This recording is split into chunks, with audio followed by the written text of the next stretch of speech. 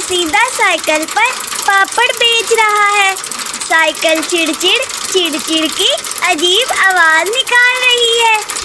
کالو زور سے آواز لگاتا ہے، لے لو بھائی، لے لو کالو کے پاپڑ، ایک پاپڑ خریدو، سائیکل کی آواز مفت سنو۔ ٹوٹی چڑیا ہنستے ہوئے آتی ہے۔ کالو، یہ سائیکل ہے یا تندور؟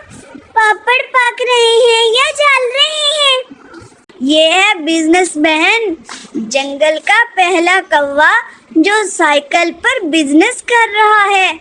اگلے سال بڑی کمپنی کھولوں گا، نام ہوگا کالو پاپڑ لمیٹڈ۔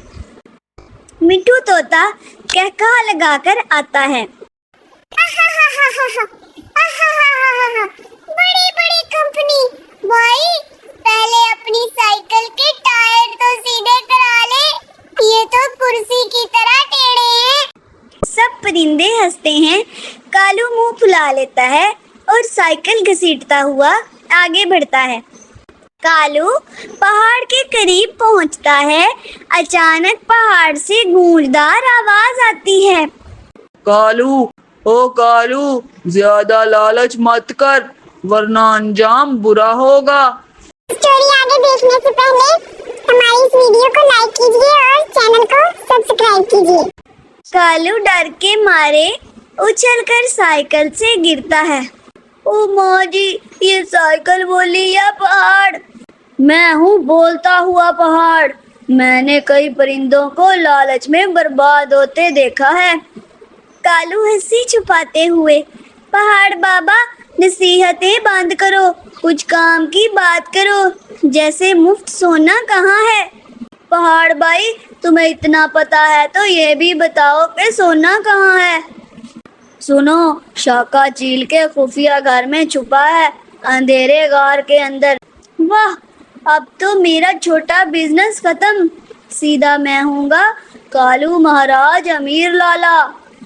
سائیکل پر بیٹھتے ہوئے خوشی سے گانا گانے لگتا ہے، سونا میرا، سائیکل میرا، پاپڑ بھی میرا، پورا جنگل ہوگا میرا۔ غار کے اندر شاکا چیل صندوقوں میں سونا گن رہا ہے۔ اچانک سائیکل کی چڑچڑ کی آواز آتی ہے۔ شاکا چیل چونک کر بولتا ہے، یہ کیا آواز ہے؟ لگتا ہے ریڑھی والا آ گیا۔ کالو سائیکل گھسیٹ کر اندر گھستا ہے۔ او شاکا، او بھائی شاکا، کچھ نہیں، میں تو بس اپنی سائیکل پارک کرنے آیا ہوں۔ شاکا غصے سے، یہ گیراج ہے، یہ میرا خفیہ گھر ہے، تم مجھ سے پوچھے بنا اندر نہیں آ سکتے۔ ویسے یہ جو صندوق ہے نا، یہ دیکھنے میں تو بڑے قیمتی لگ رہے ہیں، اس میں پاپڑ رکھے ہیں کیا؟ چپ کر، یہ تیرا معاملہ نہیں ہے۔ اچانک غار میں بھی پہاڑ کی گونج سنائی دیتی ہے، شاکا، یہ کوا تیرے سونے پر نظر رکھے ہوئے ہے، سنبھل جا۔ اچھا، تو یہ چوری کے ارادے سے آیا ہے؟ او نہیں بھائی، میں تو بس ذرا سا دیکھنا چاہتا تھا، پورا سونا نہیں، صرف ایک آدھ ڈبہ ہی کافی ہے، باقی تم رکھ لو۔ شاکا غصے میں کالو کو دھکا دے کر باہر نکالتا ہے۔ کالو سائیکل سمیت الٹا جا گرتا ہے۔ لالچی کوے، یہ سونا تیرا خواب ہے، جا اپنے پاپڑ بیچ، یہی تیرا کام ہے۔ لالچ بری بلا ہے، جو دوسروں کا مال چاہے اس کے ہاتھ خالی رہتے ہیں۔ کالو سائیکل پر بیٹھتا ہے، سائیکل کی چڑچڑ کی آواز نکالتی ہے، ہائے میری قسمت، سونا گیا ہاتھ سے اور سائیکل بھی ٹانگ سے، اب بس پاپڑ ہی بیچوں گا، لالچ نے میرا منہ کالا کر دیا۔ اخلاقی سبق، لالچ وقتی خوشی دیتا ہے لیکن آخرکار ذلت اور ناکامی لاتا ہے۔ کالو کوا ہاتھ میں ٹوٹی کٹوری لے کر فقیر بن کر گھوم رہا ہے۔ کالو زور سے آواز لگاتا ہے، اللہ کے نام پر کچھ دے دو بھائیو، فقیر کوا بھوکا ہے، مگر اگر زیادہ دو گے تو دعا بھی بڑی ملے گی۔ ہاں ہاں ہاں، کالو تم فقیر بن گئے، کل تو تم کہہ رہے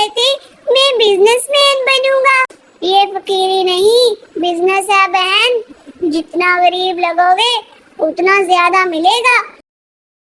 यानी तो असल फकीर नहीं, फेक फकीर है। इसको तो हम कहेंगे कालू बाबा नंबर 1 धोखेबाज।